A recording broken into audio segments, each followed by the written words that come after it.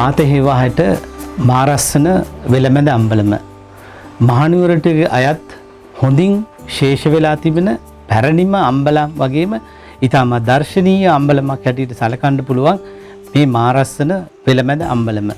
විශේෂයෙන් මෙහි දක්නට ලැබෙන ගෘහ නිර්මාණ ශිල්පය නිසා පුරාතන ශ්‍රී ලංකාවේ ගෘහ නිර්මාණ ශිල්පය පිළිබඳ ඊටම හොඳ අදහසක් ලබා ගැනීමට හැකියාව තිබෙනවා. විශේෂයෙන්ම මෙහි යොදා තිබෙන පේකඩ ඒවා ඊටාත්ම අලංකාර කැටයමින් යුක්ත වන අතර ඒවා මහනුවරයේට අයිති බව පැහැදිලිව අපිට හඳුනා ගැනීමට හැකියාව ලැබෙනවා. විශේෂයෙන් මේ පේකඩ අරලිය මල සහ අරලිය කොළය සහිත පේකඩ බැලුවාම ඒවා ඇත්තටම මහනුවරයේ පැරණිම කැටයන් සම්ප්‍රදායට අයත් වෙනවා.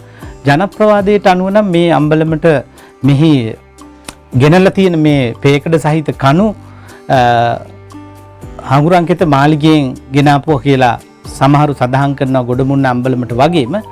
නමුත් සමහරු කියනවා මේ කණු ඇතැම් මේවා ගඟේ ගහගෙන ආපුවා කියලා වතුර වැඩි දවසකට වෙනත් අම්බලමකින්.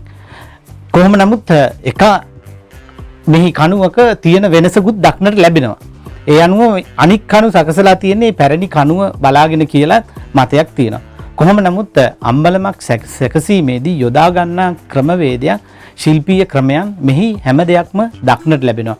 විශේෂයෙන් මම අර කලින් අපි ගොඩමුන්නේ අම්බලමේ දැක්ක වගේම මෙහිත් අර ඉඳ ගන්න සදලා තියෙන්නේ ඒ සමාජයේ පැවති වැඩවසම් සමාජ රටාව නියෝජනය වෙන ආකාරය.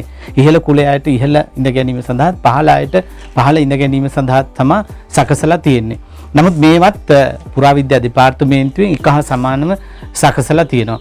ඒ වගේම තමයි මේ අම්බලම ප්‍රසිද්ධියට පත් වෙන්න තව එක කරුණක් තමයි මෙහි අර අනිත් වෙනත් අම්බලම් වගේ මහනුවර සමාජයේ නඩු විසඳීම සඳහා වෙනම යොදාගෙන තියෙන මේ අම්බලම්. ඒ වගේම තමයි මිනිස්සු අද දක්වාම විවිධ ගමේ කාර්යයන් රැස්වීම සඳහාද මේ අම්බලම යොදාගෙන තියෙනවා.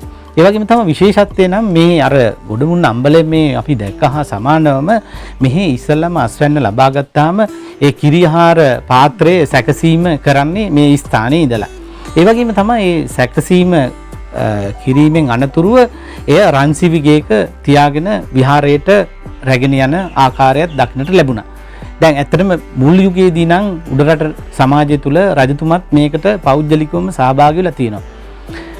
ඇත්තටම වාසනාවට මෙන් එදා ඒ කිරි බඩ පාත්‍රය ගැනීම සඳහා යොදාගත් රන්සිවිගේ අදත් මේ අම්බලමේ දක්නට ලැබෙනවා.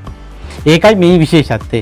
මෙහි තියෙන විශේෂ ලක්ෂණය තමයි කිසිම කෙනෙක් මෙය අල්ලන්ට යන්නේ නැහැ. ඒකට හේතුව තමයි දැන් මීට අවුරුදු හරියකටම 100කට කලින් තමයි මේ උත්සවය නැවතිලා තියෙන්නේ. එදා ඉඳලම මේ අවුරුදු 100 තුලම මේ රන්සිවිගේ ඒ ආකාරයෙන්ම තියෙනවා. මේ ගම්මුන්ගේ විශ්වාසයක් තියෙනවා ඒ කිසියම් කෙනෙක් පැහැර ගත්තොත් ඔහුට අනතුරක් සිදු වෙනවා කියලා. කොහොම නමුත් ඒ අනතුර සිදුවීම විශ්වාසයේ මත මේ රන්සිවිගේ ඒ ආකාරයෙන්ම අද දක්වාම තියෙනවා. රජ කාලේ ඉඳන්ම. ඒ නිසා මේ අම්බලමත් අර ගොඩමුන්න අම්බලම සමානවම මිනිසුන් පූජනීය සංකේතයක් හැටියට අම්බලම තියාගෙන ඉන්නවා. ඒ වගේම තමයි බොහොම ආරක්ෂිතව මේ අම්බලම මේ ගම්විසින් රැක බලා ගන්නවා. ඒ අතින් ඇත්තටම පුරාණ අම්බලන් දිස බලන විට ඊටාත්ම හොඳම අම්බලමක් හැටියට ශේෂ වෙලා තියෙනවා කියලා මේ මාරස්සන වෙළමැද අපිට හඳුන්වා දෙන්න පුළුවන්.